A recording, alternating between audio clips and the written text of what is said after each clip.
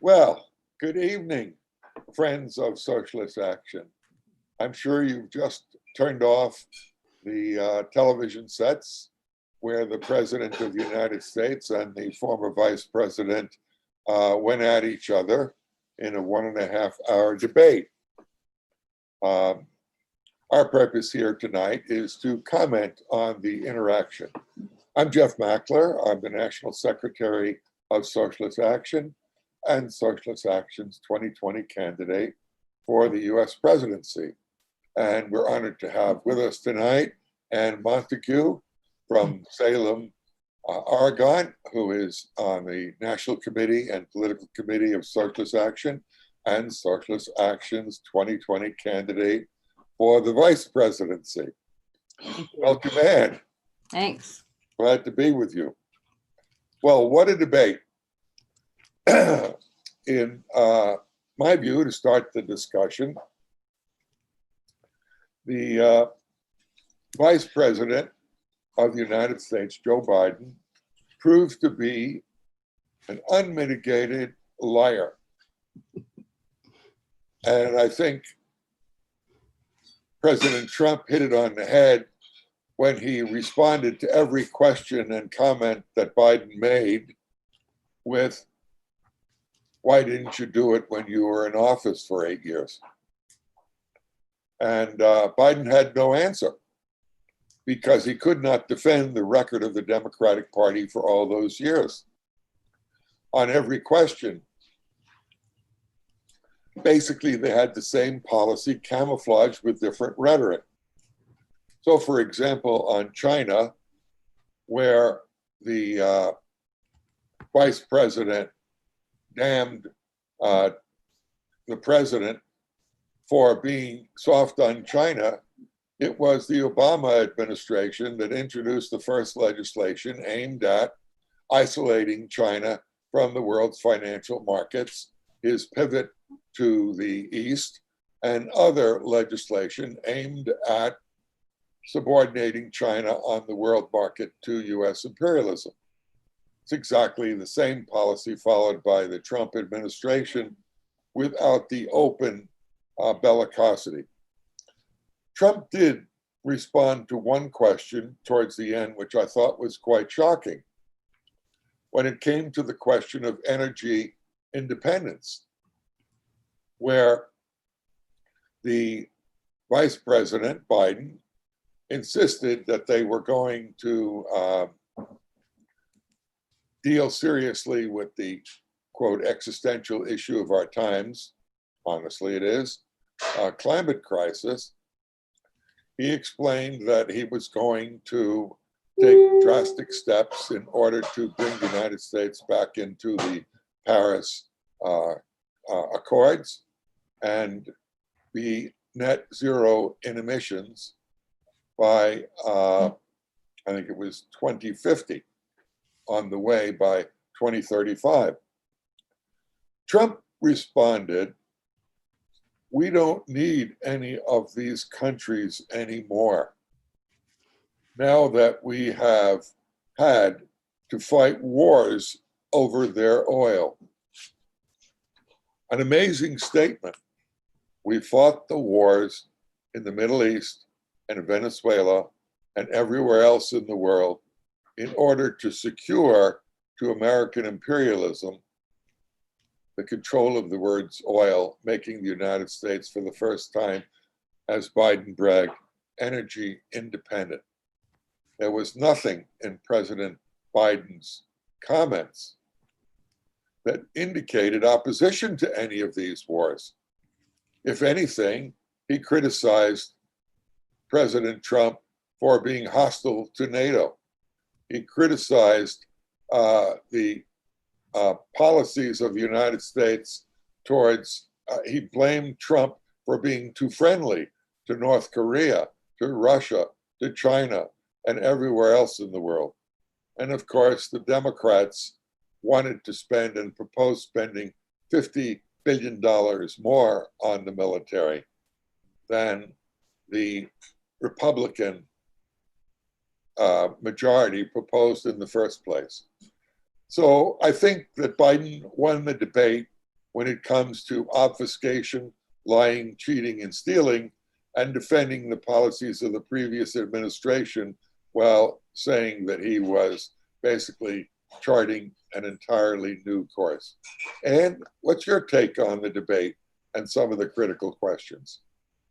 Well, I thought the lack of their concern about healthcare when they were talking about COVID-19 was blatant, but the hypocrisy of Biden, who has continued in the same strain, and he just loves saying that he beat the socialists. And so he was quite clear to the, I don't know, maybe 4 progressives who think that they're going to change the Democratic Party by being clear about what his idea of a medical plan for the country is. And each time it seems to be a smaller and smaller thing. So now it's just people who aren't on Medicaid. He's going to make them pay a lot of money, and he didn't talk about that.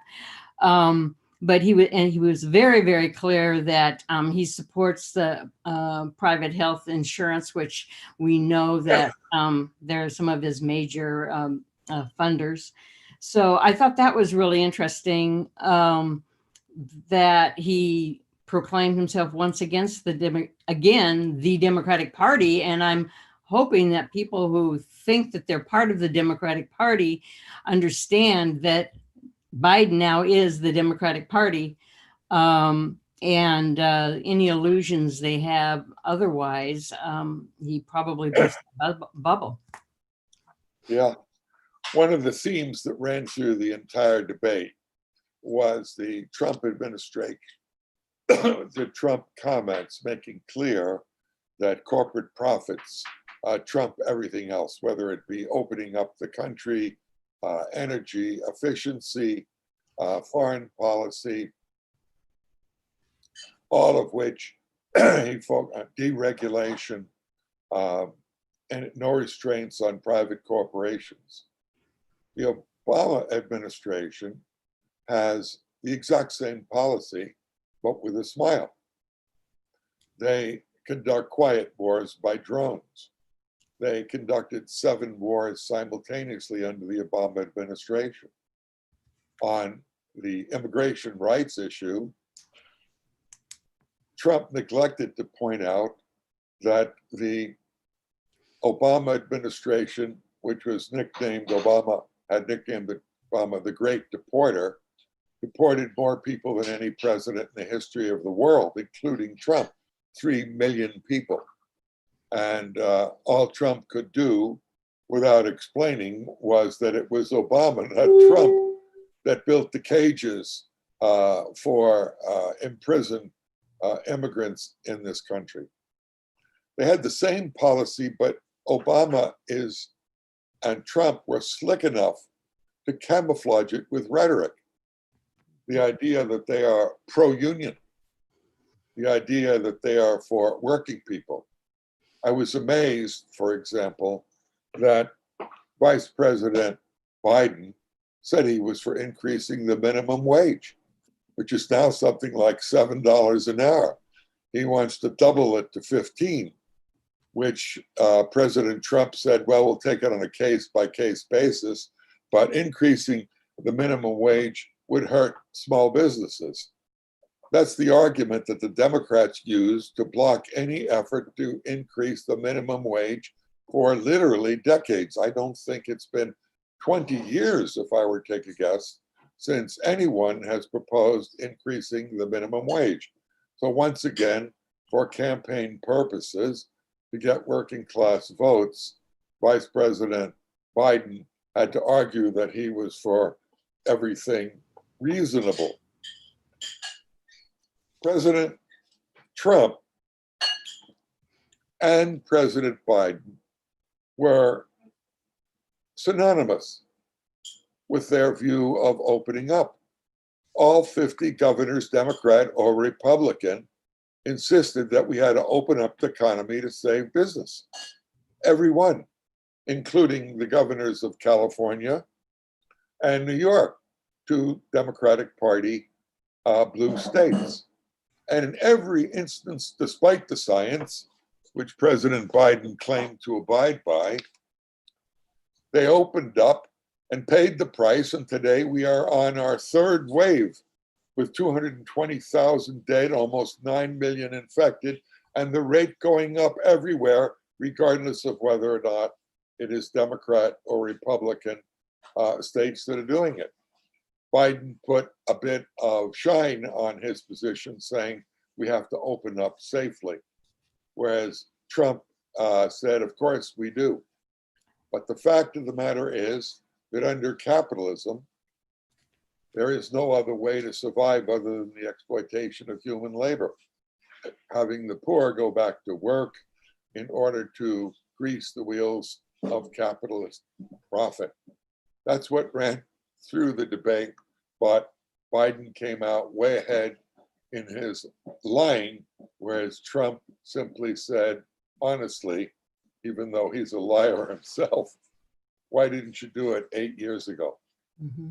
And what's your take on these and other critical issues? Well, I wanted to go back a little bit and give you my take on the $15 comment from Biden. I saw that as a one-liner he threw out as a sop to SEIU and the fast food workers. And I don't believe for a minute he'll fight for a $15 minimum wage. I think these unions that have given millions and millions, I don't want to know how many millions of dollars my union has given to Biden, not to mention the time and the hours that they have people texting and phone banking, etc. So that's the sop they got. But it reminded me that when Barack Obama was running, and he spoke to the leadership of SEIU, he said that he would absolutely get Employee Free Choice Act through, which would have meant card check and made it easier to organize workers. And it immediately went in the waste paper basket. And the union didn't really say anything other than, well, he wants to do something on healthcare and he can't do both or whatever. So that was interesting. He also, when it was questioned about paying $15 and maybe we shouldn't do that because of the economic crisis, he segued right to saying that meant that we need to give businesses money. You should be giving businesses money, not that, yes, these workers, work and it's barely a minute, survival wage. So from my perspective, I'm always thinking about, from the union perspective and working class. And I think, that was just another bunch of lies, really.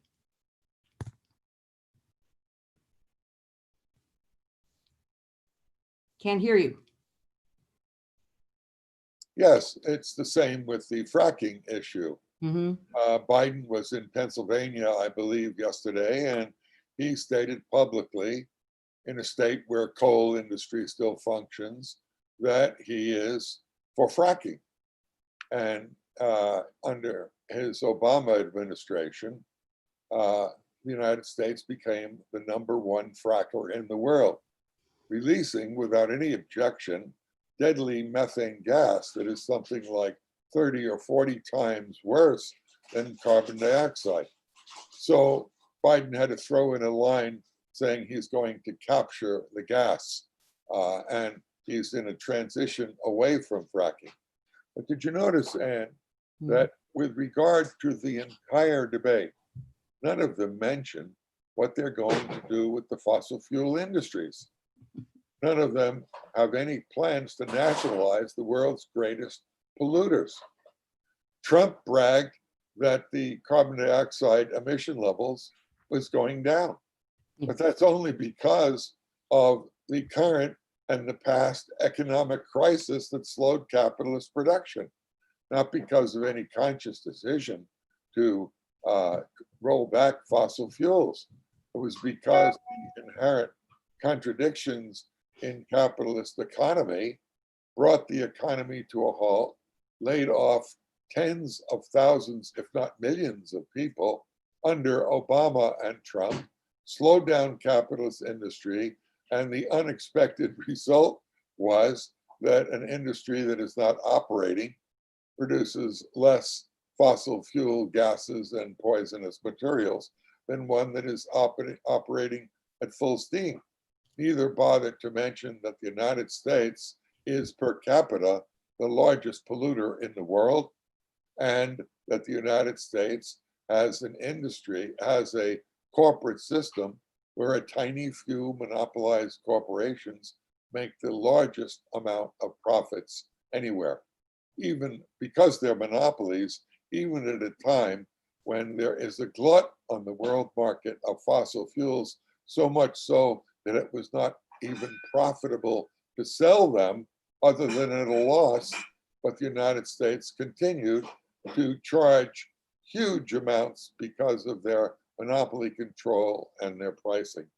So once again, I think that a well-prepared Biden in the face of a Trump administration who is currently responsible for the horrors of capitalism on a multiple basis, Biden came off a good outsider critic, pretending that he was a friend of the working class and the poor and the blacks. The best president, he said, since Abraham Lincoln.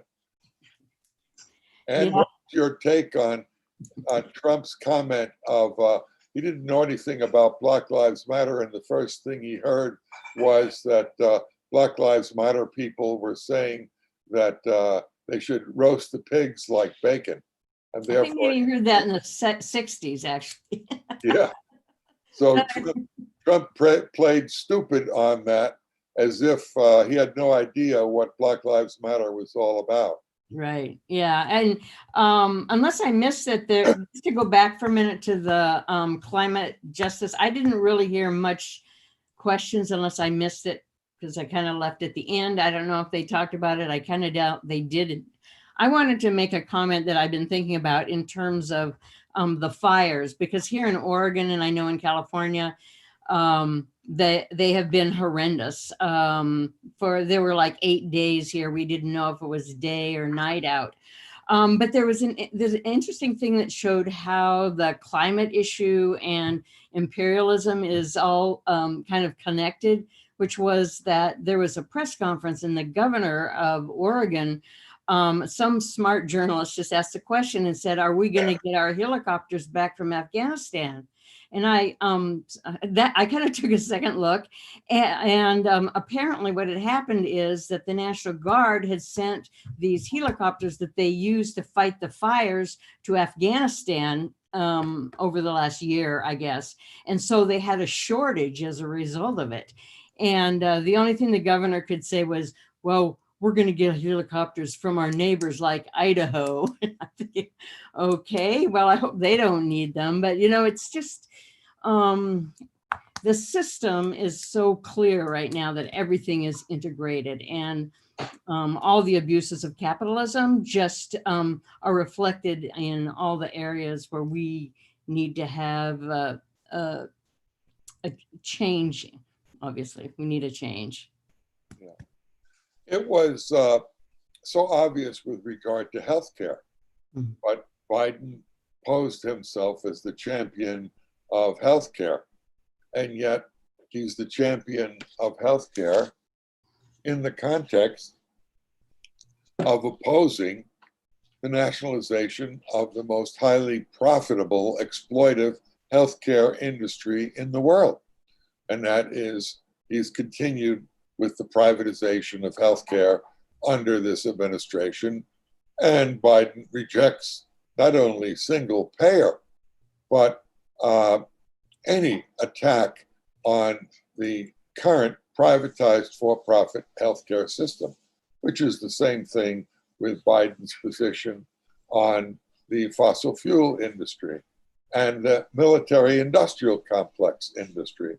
These are core aspects of capitalism that Biden is on board to defend, at the same time, like a typical Obama type Democrat to give it a sweet face, a smiling face, a progressive face. So, for example, Biden said, well, the Affordable Care Act has a public option that is a limited capacity to turn to a publicly owned fund in the face of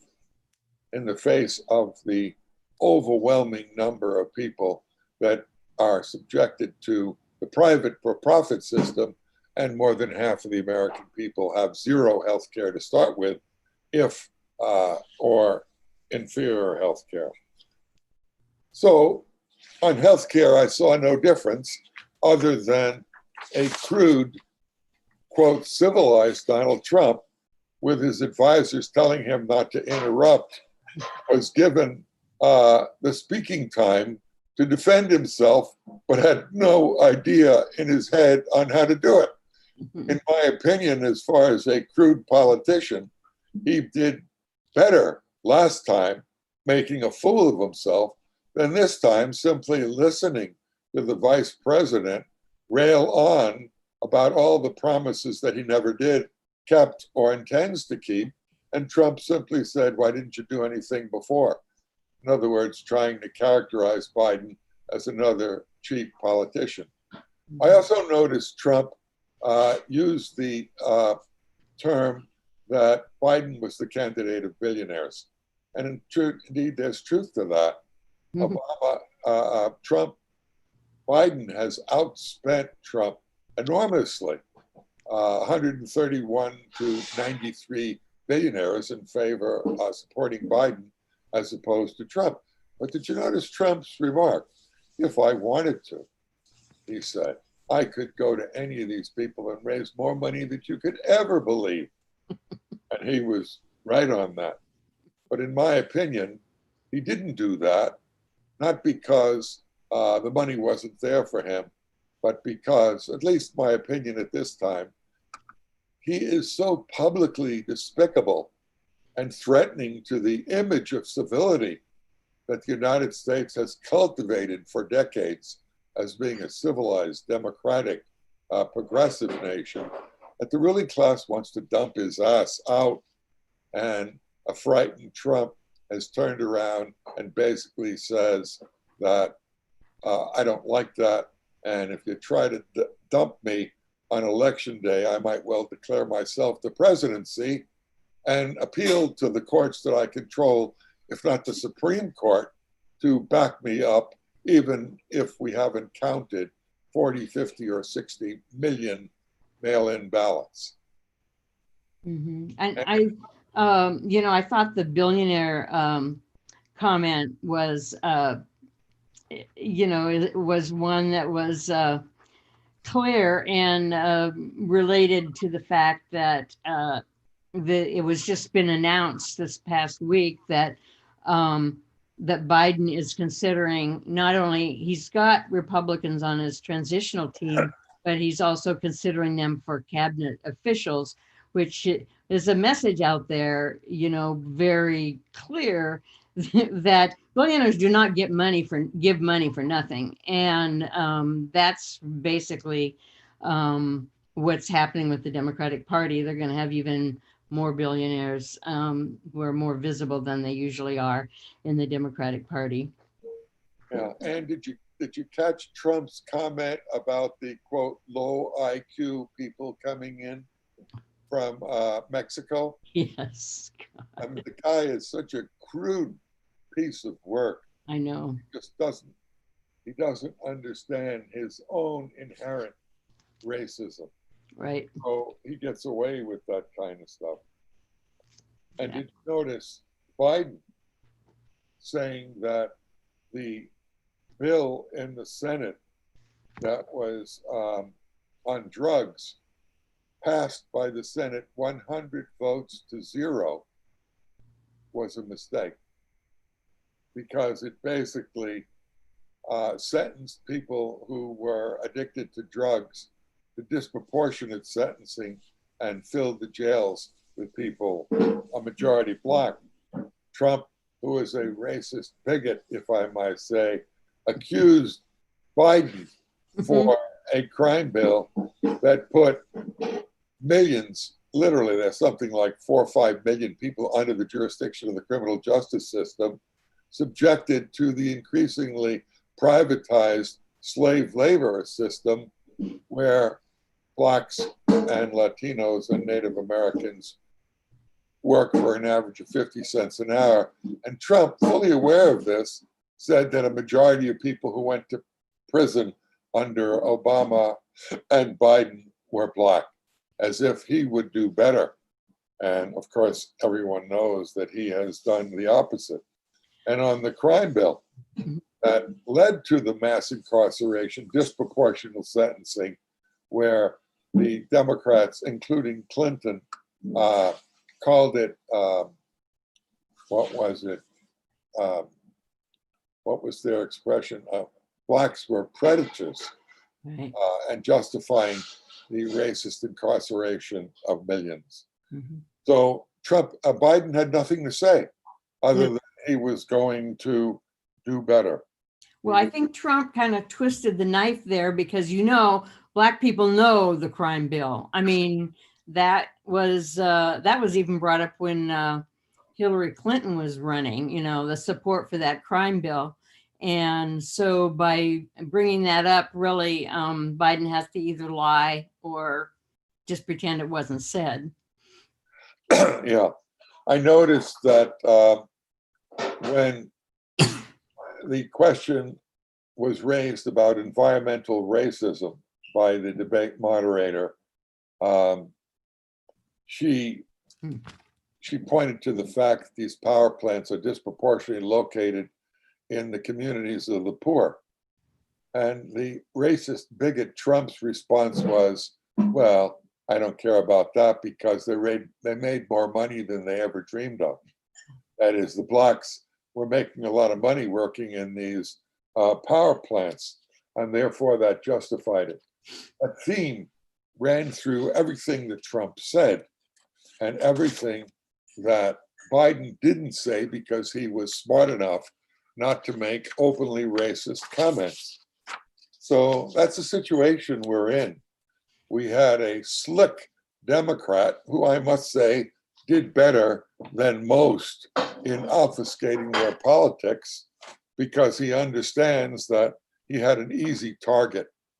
And Trump's coaches probably had no choice. They couldn't put any progressive working class ideas in his head to articulate other than lies. So they gave the vice president a free shot to lie with impunity, with Trump's only response, the moron that he is, and I use that word in quotation, his former Secretary of State, Rex Tillerson, called him a fucking moron in the National Security Council private meeting when Trump walked out of the room after telling them that they need to increase the tactical nuclear weapons by 100-fold, whereas nobody bothered mentioning that. So Tillerson used the word moron for Trump, but nobody bothered mentioning that it was Obama who first proposed a 1.3 or something $1 trillion increase in Americans' nuclear arsenal to make it more effective. So these two warmongering parties had a final shot at the American people publicly, with millions of people trying to figure out who was telling truth and who wasn't. But once again, that statement by Trump, we are now energy independent of all countries on earth, and therefore we don't. And that's the reason why we fought all these wars for oil. I mean, my God, I don't know if he realized what he sounded like, but there were no comments from his right-wing opponent, Biden, who was for more war spending, for more relations with NATO, for more support to dictators, and for continuation of the wars against working people in Venezuela and Syria and Yemen and Libya and Iraq and Iran. What a miserable show But I have to say, if I was an uninformed voter listening, I would have said that Joe Biden was a slicker debater. Mm-hmm. It required more to unravel his comments, and Trump wasn't up to it.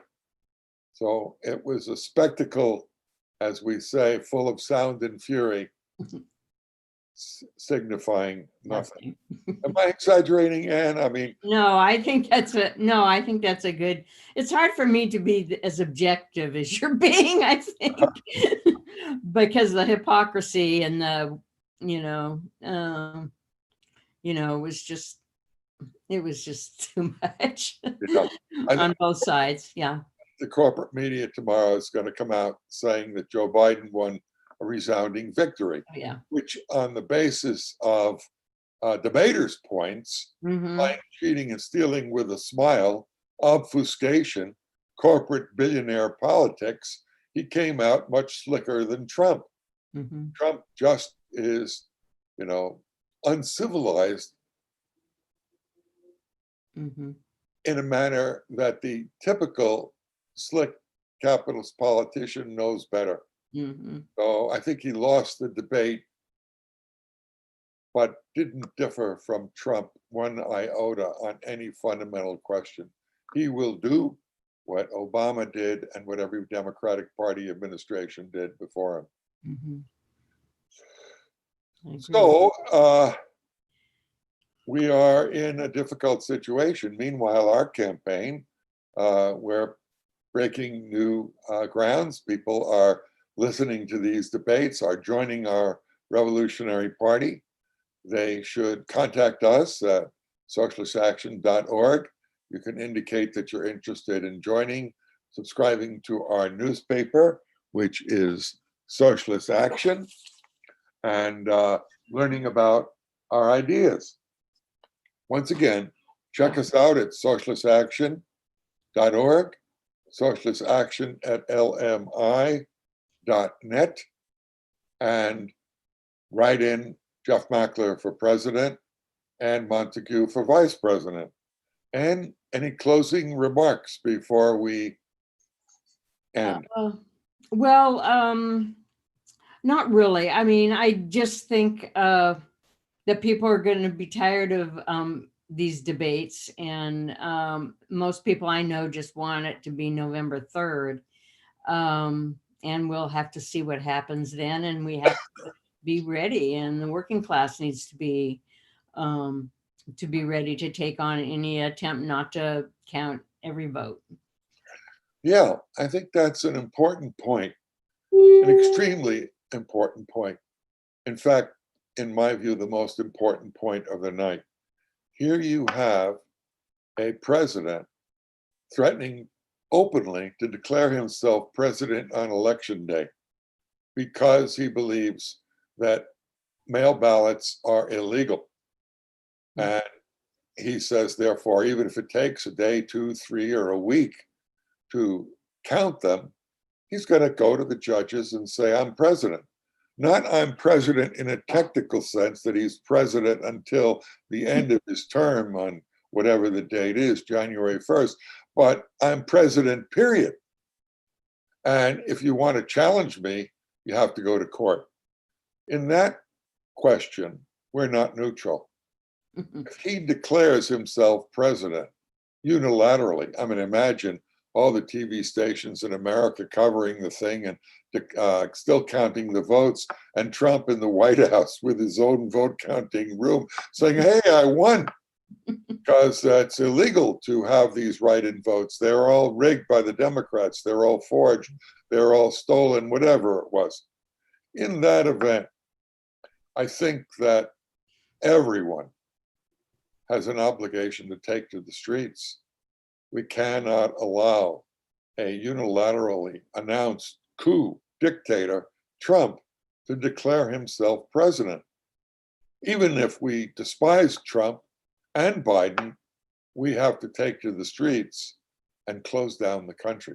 And even the AFL-CIO, the Rochester and Troy, New York labor councils has said, called on the AFL-CIO to close down the country in a general strike. There is no alternative. If we sit by and allow the president to obliterate the votes of tens of millions of people, the future of democratic rights, as pitiful as they are, is gone in this country. So united front, massive mobilizations that will make the 15 to 26 million who mobilized in defense of Black Lives Matter, they will far exceed it if we have a declared unilateral dictatorship in the United States.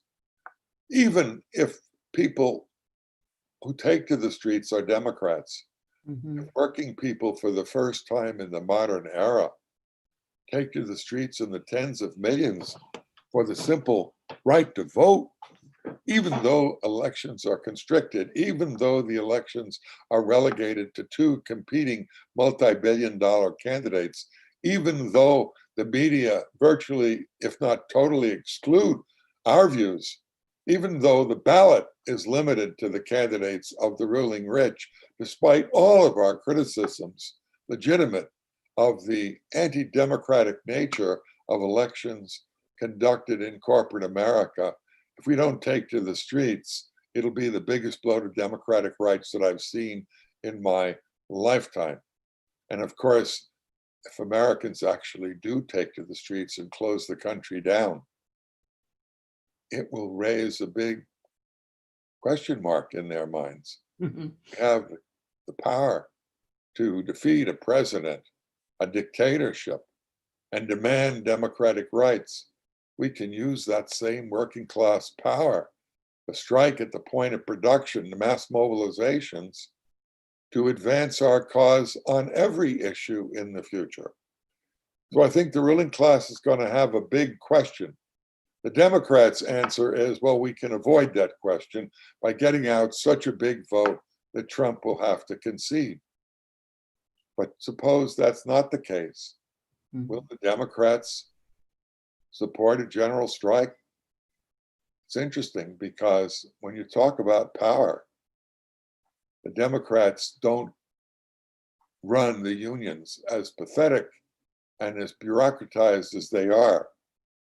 I can't imagine a time in history where the ruling class party calls on working class organizations to close down capitalist production to fight a capitalist coup by a president of the United States. We're in for amazing times. Join us in the streets in that eventuality.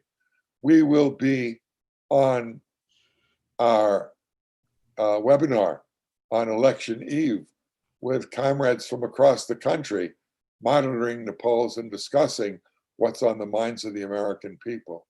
If you're interested in fighting against war and racism, fighting systemic racism of capitalism, fighting a catastrophic climate crisis, defending the rights of women, LGBTQI people without any equivocation, 100% cut on the military budget of $1 trillion, wipe it out, then you should join us and check us out. And one final point, and Ann, you might want the last word on this. What's our view on COVID-19? We're for closing it down. Not until it may be safe, but closing it down, period. And how are workers going to get paid? Free, at triple the wages that they have now. Paid for by the corporations.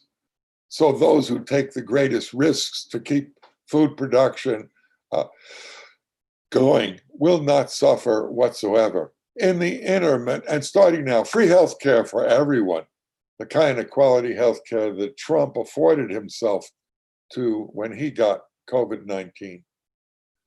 So we are for closing it down. And as far as the vaccine, there was an article that I read recently that said, for capitalism, the worst possible variant regarding profits from a vaccine would be that if 5 of the leading corporations, Pfizer and and Moderna and all the others would be if they simultaneously discovered a cure. God, if everybody had the cure and they were all producing it, the value of the profits of the vaccine would be minimal. They said the best variant is if only one of the 5 major corporations had a partial vaccine that they could continue getting government billions for future research while people died. We would transform the entire scientific community in a socialist manner. All scientific discoveries would be available to everyone. It would be a collective effort on the part of the entire scientific community to avoid the duplication of efforts. And vaccines would be free. And the pharmaceutical countries would be nationalized under the control of the people who work in them, not the people who have already extracted billions in Trump's grants, his warp speed, private, secret research programs. Here we have the spectacle in the face of an epidemic that has killed how many people? 220,000 in the United States, and 4 times as much as that. Almost 1 million people worldwide are approaching that number, and there is zero cooperation with each capitalist nation competing for who's first on the market. That's not serious science. That's capitalist science that subordinates everything human to the profit motive. So join us. And I'll leave you the last word, other than to say contact us at socialistaction.org, socialistaction@lmi.net, and join us. And your closing remarks. I want to just say we need to give a thumbs up to Soberana, which is going into its second vaccine trial, which is Cuba's vaccine. And they are prepared to go take it once they have it to the Caribbean and South America. And it's important that they have a concept of internationalism when they have that vaccine, starting with the poorest countries in the world. And we stand in solidarity with them. Yeah. I would only add that the total number of deaths in Cuba is like 112. They have the lowest percentage death rate in the world. And Cuba is sending hundreds and thousands of doctors around the world, the Henry Ruiz Brigades, to every nation that needs them, whether it be their ardent adversaries like Italy or the poor nations of the world that don't have doctors, and they're doing it basically for free. Cuba has a healthcare system that is free for everyone, no charge whatsoever. They have a quality education system. They produce more doctors through their educational system per capita than any nation on earth. And they send their doctors not only to Venezuela and Latin America, but to the poorest nations of the world. And when the Hurricane Katrina hit with catastrophic consequences, amazingly, it was the Cuban government that volunteered to send their doctors to Louisiana to help the poor and afflicted. So yes, and you're right, Cuba is our model of an egalitarian society that came into being because of a revolution that overthrew the hated US-backed Batista dictatorship. 60 years later, Cuba is the only nation on earth that subordinates profit to the welfare of its people. It's our model on a small scale in a poor country. Thanks for that final remark. We'll say good evening.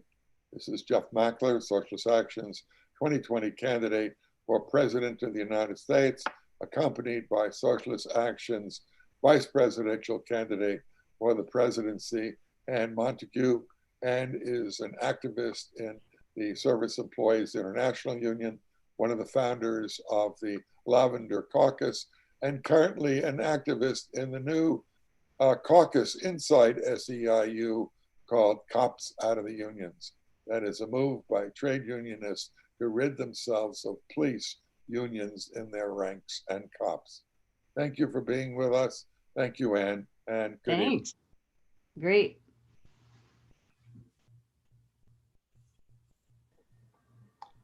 All right.